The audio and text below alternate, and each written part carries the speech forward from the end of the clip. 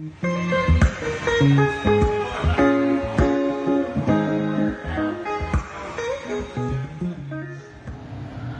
right, here we are underneath the LS motor, and as you can see, we have the starter removed and we are working on tightening up the torque converter bolts.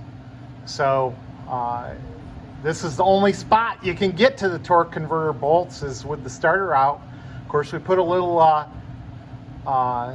thread locker on the threads, and then basically now I'm able to rotate the motor around by hand and get to the next bolt. So 1, 2, and then we got the third one right there. So yeah, I'm just rotating the front of the motor there. So we're all set there. We're all connected there. We got a plastic cover to put in place. We got a starter to put in place.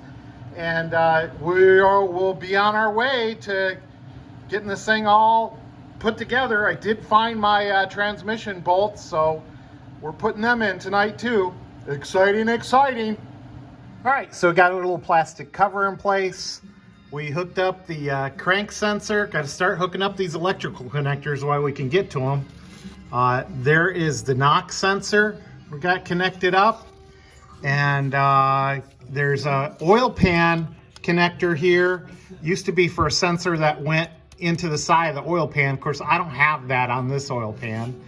Of course, the next thing we'll do is bring the starter over, hook up the main electrical line to that, and then there's just one little plug there to plug in there.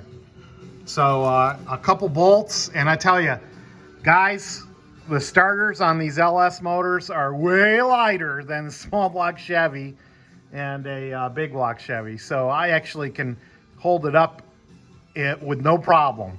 To do a big block Chevy starter, oh my God, it takes a couple people or some kind of jack to hold it up there. So I do like that about everything being so light. Let's keep going. All right, I'm whooped. It's 7:45. Had my COVID shot today. That was an experience, great experience. I tell you, the National Guard was in charge of that, and they ran it like a military operation. A-OK, very impressed with the young women and men I saw today running that program. But anyway, here on the LS front, we got all the transmission bolts connected up. We got the starter in. We got the fuel injection popped out back on the top. I don't know. I'm done. Put a fork in me. We'll keep at it an hour or so each night, and it'll get done.